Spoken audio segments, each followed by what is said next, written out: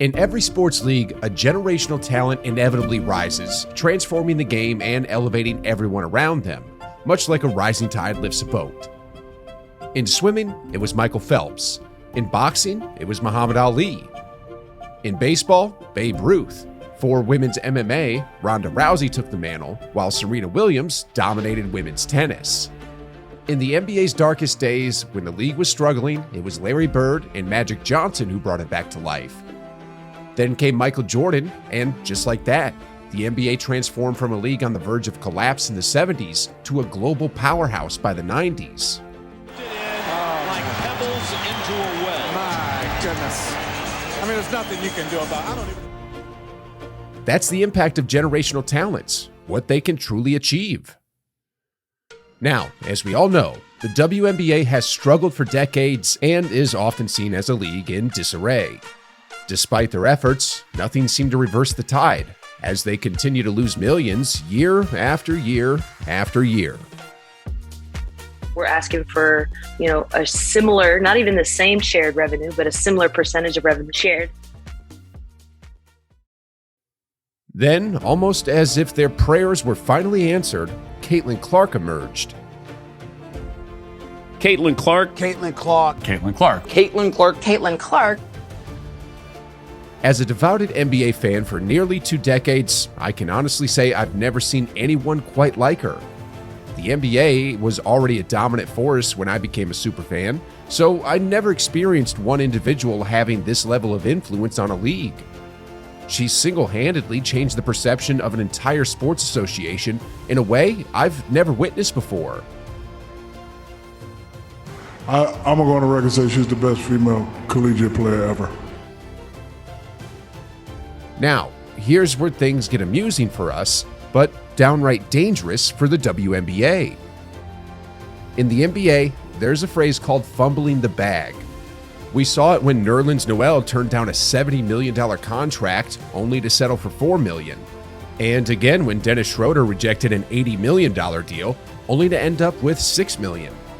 Now it looks like the WNBA is fumbling their golden opportunity with Caitlin Clark.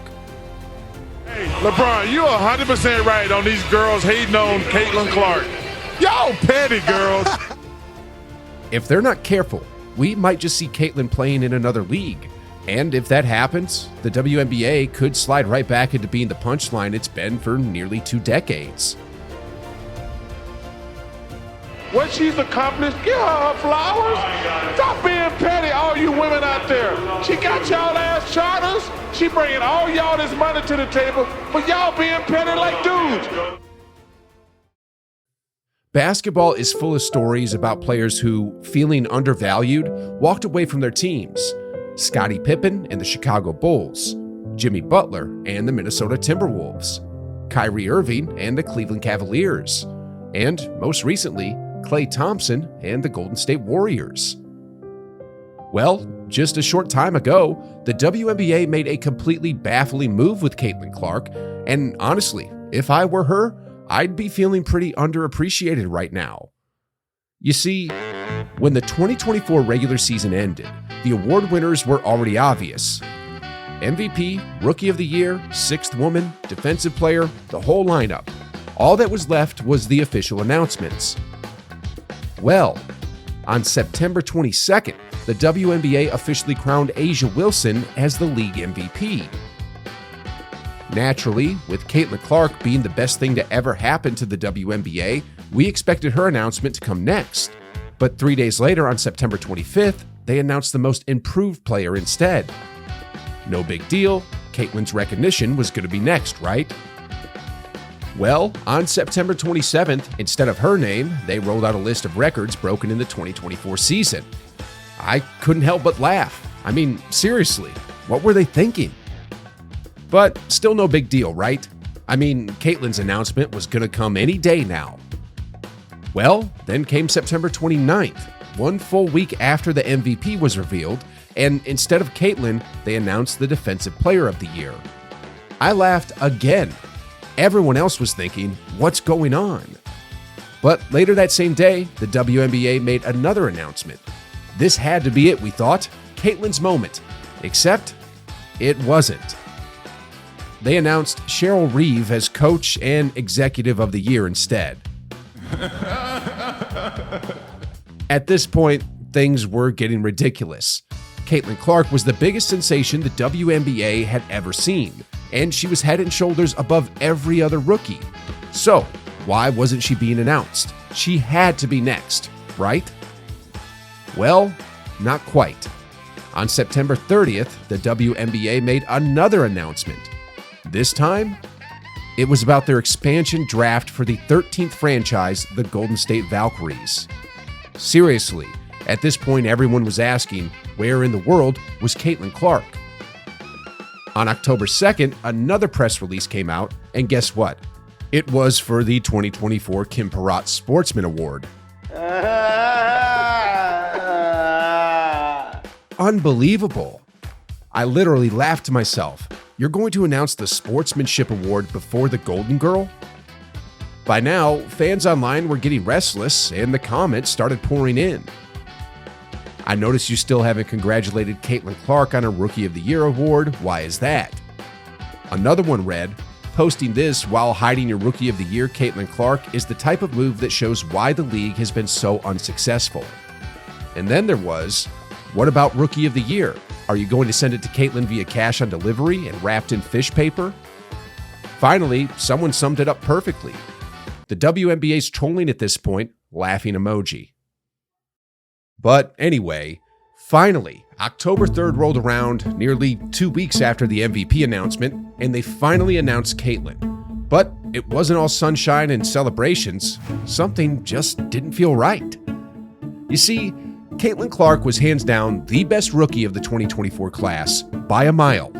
She wasn't just dominating among rookies, she was literally in the MVP conversation. Record after record fell at her feet, and she even took her team from the bottom of the conference to the playoff hunt. She was that good. Yet, the WNBA committed basketball blasphemy by refusing to give her a unanimous Rookie of the Year vote and handing one to Angel Reese instead.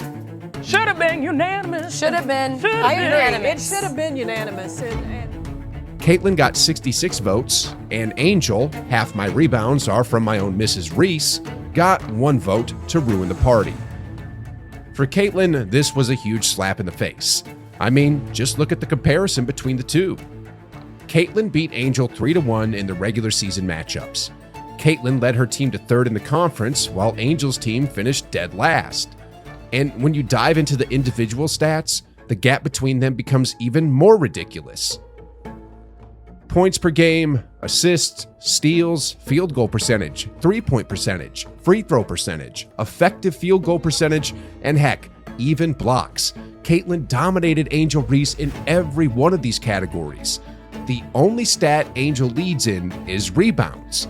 And even that's skewed since she grabs a lot of her own misses and stays in late to pad her stats. Sheesh!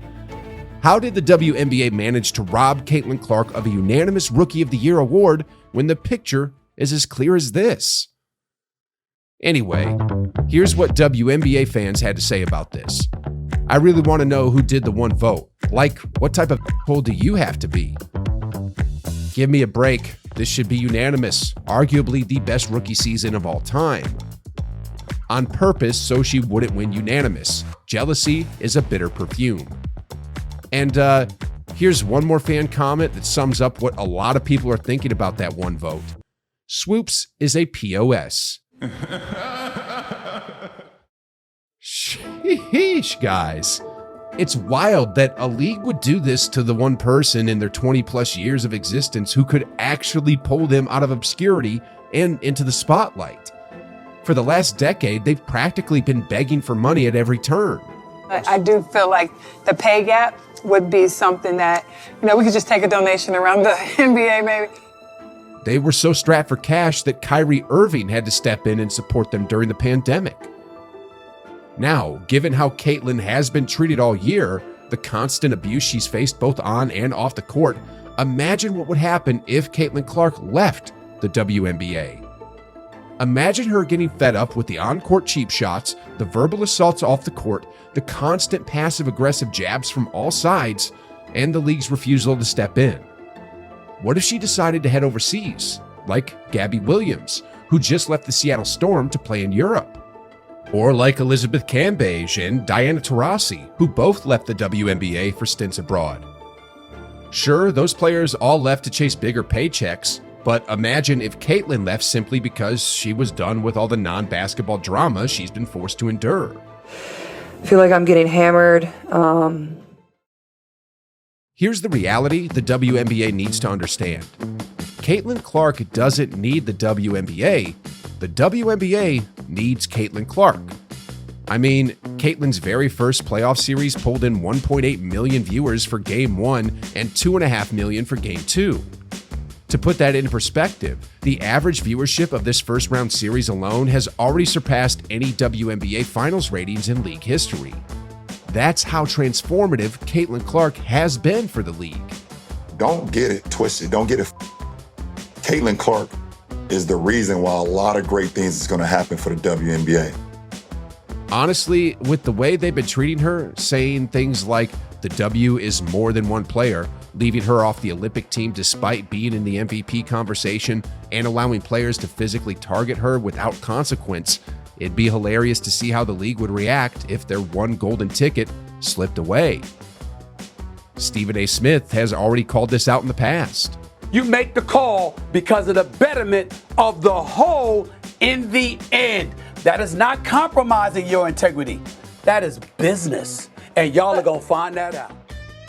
It would actually be pretty funny, considering Angel Reese, Caitlin Clark's so-called biggest rival, has repeatedly claimed that people tune into the WNBA because of her as well.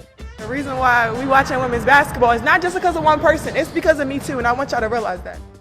Well, about what Angel said, let's be real. This is why we watch Caitlin Clark. Her skill set, the deep threes, her ability to break down defenses, pure skill. Now, here's Angel Reese's game. Grabbing her own rebounds and taking 75% of her shots from within 10 feet, where she still manages to score less than 50% of the time. If Caitlin left the WNBA, the league would seriously regret it, and this would go down as the biggest fumble in sports history. In business, when you have a golden egg, you're supposed to guard it with everything you've got and let it grow into a money-making machine. Instead, they're literally letting her get attacked on the court, acting innocent like they did nothing wrong, and then, just to top it off, they play victim. If you're wondering what I mean by all of this, make sure to check out this video where I break down some of the disgusting things happening to Caitlin Clark in the WNBA.